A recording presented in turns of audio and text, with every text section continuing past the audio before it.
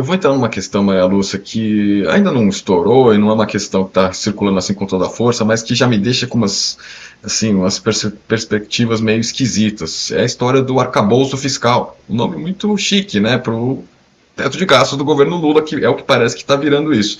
A gente não tem muita clareza na proposta, né, o que vai vir, o que vai deixar de vir. Ontem o Lula falou que questão de saúde, assim, investimentos em saúde, que ele citou, são investimentos não gastos, palavras do Lula vão ficar de fora. Ou seja, está meio que definindo ali o que vai entrar, o que vai ficar fora do tal arcabouço fiscal. Nome que eu achei bem curioso, parece que a imprensa usa muito também, o Haddad está usando, mas é um teto de gasto, né, Maria Lúcia? Queria uma avaliação sua sobre essa proposta. Né? O Haddad articulando com o Arthur Lira, com o Rodrigo Pacheco, toda essa questão. Já pinta uma criticazinha aqui e outra ali, o assunto não estourou, mas eu queria saber como está vendo essa proposta, pelo menos os moldes que que ela está sendo anunciada agora, né? Está sendo mais anunciada do que detalhada propriamente, né? Com certeza, Rafael. Eu te agradeço por essa pergunta, porque ela tem conexão total com a questão do juro que a gente vinha falando e da criação da crise Isso. pelo Banco Central. A Uhum. criação da crise, gente, ela tem esse objetivo de colocar qualquer que fosse o presidente eleito, ele estaria agora nesse ambiente de crise e submetido, não é, a essa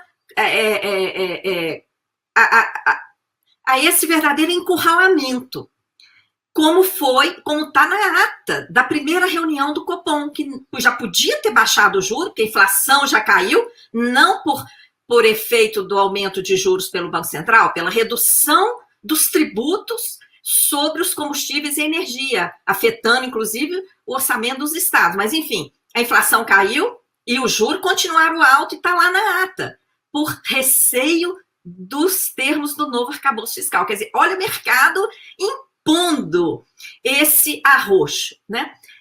Até agora, Rafael, como você falou muito bem, a gente tem, assim, umas pinceladas aqui e ali. O máximo de detalhe que já foi dado foi o Alckmin ontem, que falou que vai ter alguma relação lá com a dívida, vai ter superávit, e é preciso que as pessoas saibam o que é superávit, é gastar menos do que arrecada, tá?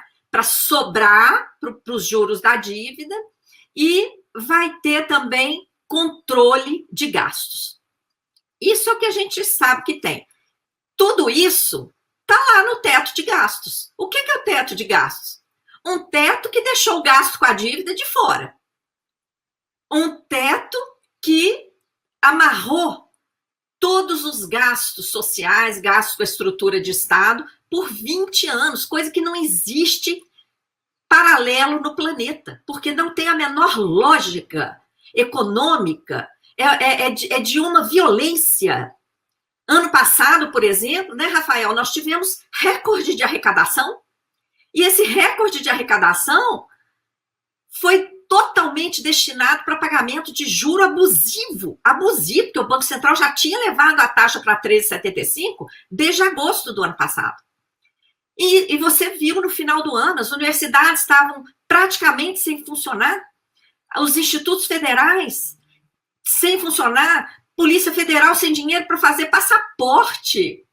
Então, assim, a máquina pública totalmente amarrada, servidores públicos sequer sem reposição inflacionária há anos, e o excesso de arrecadação indo todo para pagar juro abusivo, sabe? E remunerar a sobra de caixa dos bancos. É preciso sempre lembrar disso.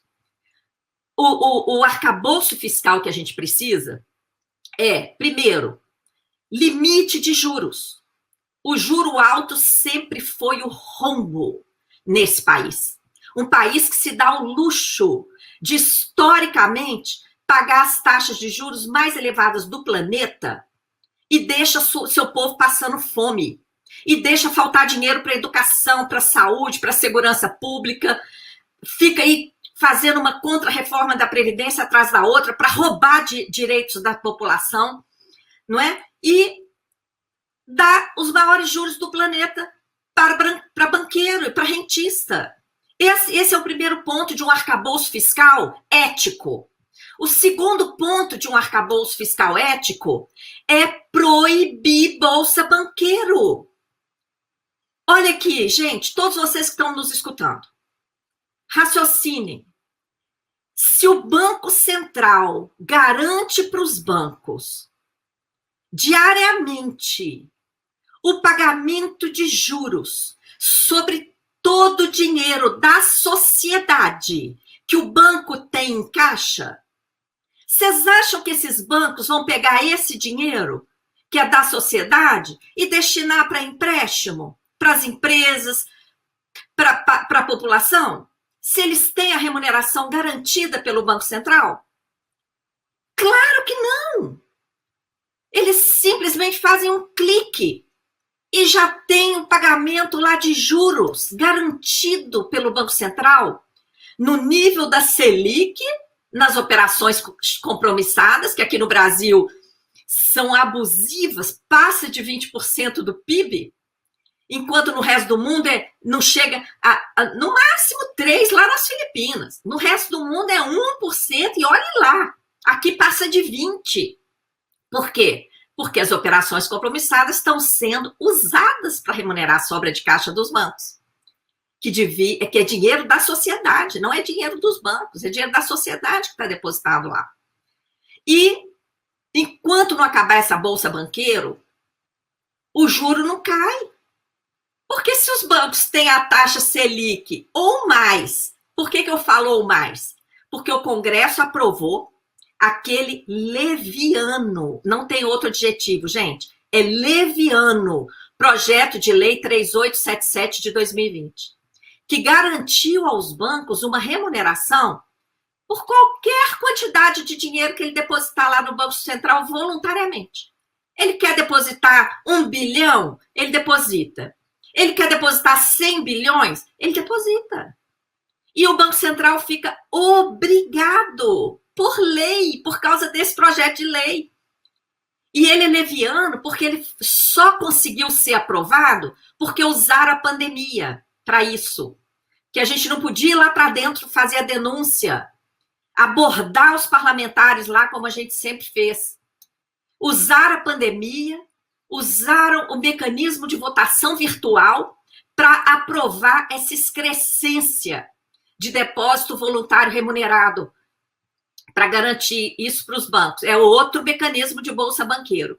Então, tem que acabar com esses dois mecanismos de bolsa banqueiro que estão funcionando aqui no Brasil. Enquanto não acabar isso, o juro não cai. Esse é o arcabouço fiscal que nós precisamos.